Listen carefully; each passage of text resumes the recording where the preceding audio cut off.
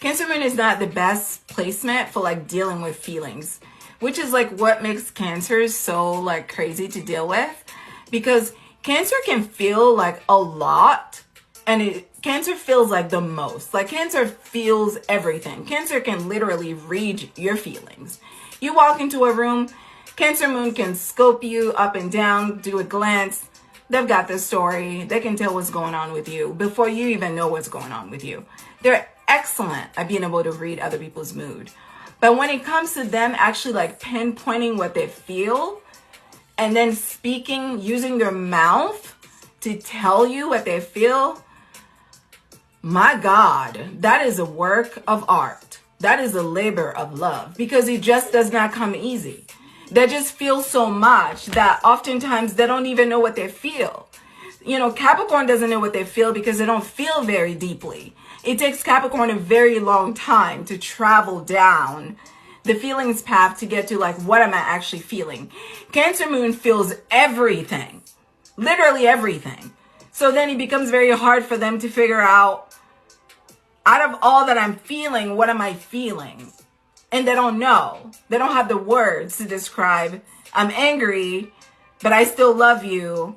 But I'm sad that you did that. And I feel disappointed. And at the same time, I still love you and want to hug you. It's like a, how do you explain that?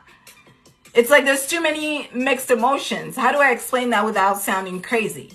Because you feel everything, but you can't say what you feel because sometimes the feelings are conflicting. That's the other thing. Like sometimes they're like, oh, I could kill you right now, but at the same time, I want to hug you. Like, how do I explain that and still sound like a sane person? How do I explain that to somebody? I literally want to like hurt you right now, but I want to hug you at the same time. You know, the feelings are also so intense.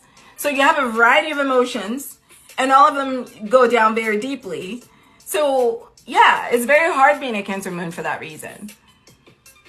And with regards to like the toxicity that comes with the mother, obviously when the mother is close physically but not emotionally close, you see how that plays out in relationships. When the mother is physically not close, Cancer moon goes through life just looking for that emotional intimacy. Sometimes, unfortunately, they will lead with physical intimacy as a way to feel that emotional intimacy because they don't have it. So they think, well, if you're physically here with me and if you're sharing this moment with me, you must love me. So Cancer moon doesn't quite know how to detach physical intimacy from emotional intimacy. Cancer moon thinks because they gave you their body and the two of you enjoyed it together, that means you love them. But that doesn't have to mean that. It could just simply mean you were having a good time. And, you know, you're fine keeping it at this level. But Cancer moon is so desperate for that emotional nourishment that when you give them any type of emotion, they're like already planning a wedding. They're already like all the way down the street, like,